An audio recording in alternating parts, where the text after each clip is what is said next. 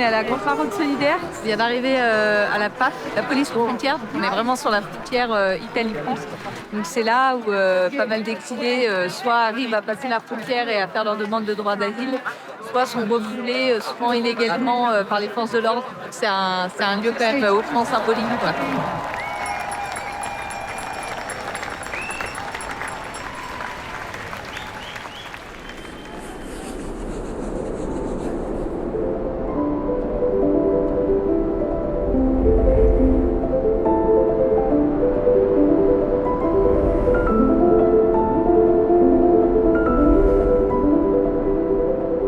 Moi, je m'appelle Colline Balévaz, je suis skieuse professionnelle. Ma première session de bénévolat en maraude avec Tous Migrants, c'était l'été 2020. Moi, ça avait été très fort et une sorte de choc, en fait, de se rendre compte qu'une situation pareille pouvait exister en France, le pays des droits de l'homme, et pas si loin de la maison. En fait, c'est quand même des situations qui sont humanitairement critiques, avec des personnes qui sont laissées à la rue, qui n'ont pas de quoi manger, et qui peuvent souffrir de gelures, voire il y a eu des décès en montagne. Enfin, c'est des choses quand même très très graves.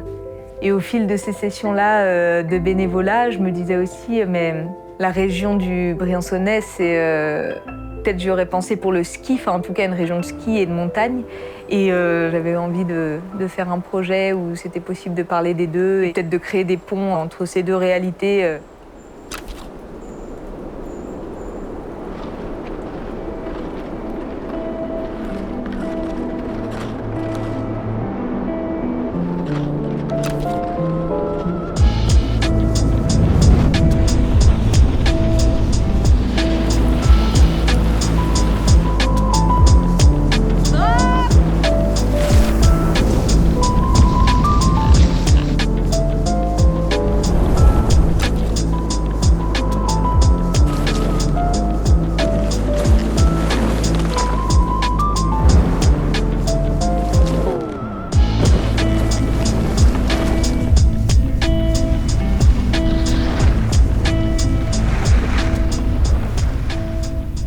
Je m'appelle Aurélia, j'ai 36 ans. Je suis guide de haute montagne et j'habite dans le Briançonnais, dans un village qui s'appelle Les Vigneaux. Je pense qu'au sein des guides, cette question de la solidarité et de la migration, elle est, si t'as pas le nez dessus, tu peux complètement passer à côté. Moi, je vis déjà pas à Briançon, mais il y a plein de guides que je connais qui vivent encore plus bas dans la vallée. Plus tu t'éloignes de Briançon, plus tu vas être éloigné du problème et du coup, c'est facile aussi de fermer les yeux.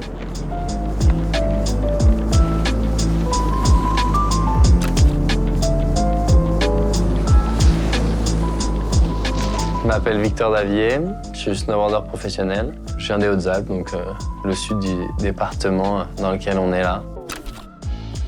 Je suis membre et représentant de Riders for Refugees depuis quelques années. Cette envie d'aider, elle est venue assez naturellement.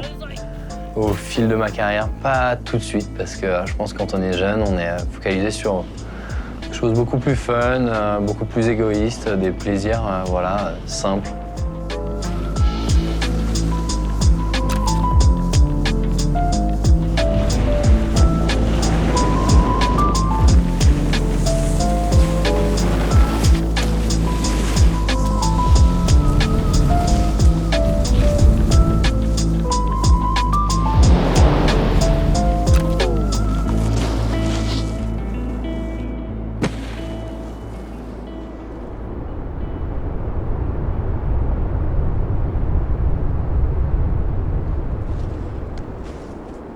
Au fil des moments que je passais ici, je me suis aussi rendu compte que en fait, les milieux dans lesquels j'évoluais en tant que skieuse étaient complètement différents des milieux dans lesquels j'évoluais du coup ici en tant que bénévole. Moi, je ne voyais pas de raison à ce que ces milieux puissent pas un peu plus se mélanger et à ce que toutes ces personnes qui connaissent vraiment la montagne comme leur poche, parce que ce sont des skieurs, parce que ce sont des alpinistes, ne puissent pas aussi s'y faire bénéficier de ces compétences-là pour cette cause-là. It's all yours. Victor is going first. Yee-hoo!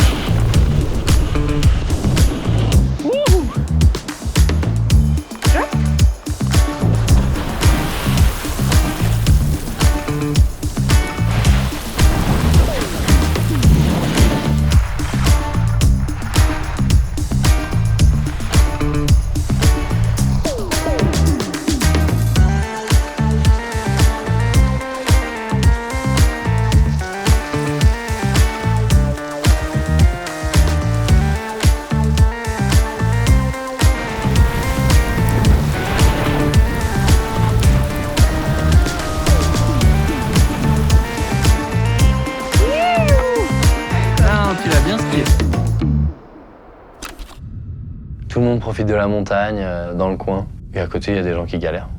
Ça mériterait que les gens soient peut-être plus informés, et peut-être que de ces informations, les gens s'impliquent un peu plus et qu'on s'entraide. Que politiquement, on dise « Ah, moi, je ne suis pas pour cette situation-là ».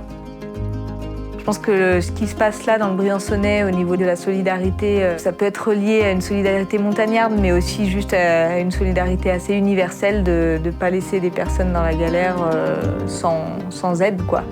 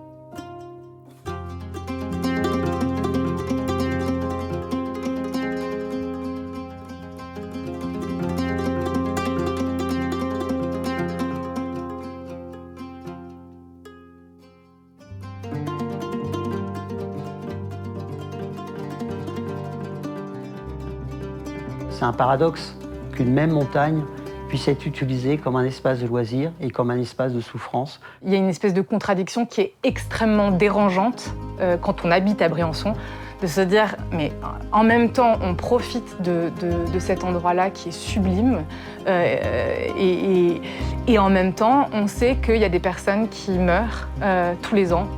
Le moment où je me suis dit, là, il faut vraiment faire quelque chose, il ne faut pas juste avoir des idéaux, mais il faut agir, c'est quand j'ai compris qu'à la frontière briançonnaise, il y allait y avoir des gens qui allaient passer et qui allaient être en danger. Pour les montagnards, la montagne n'est pas une frontière.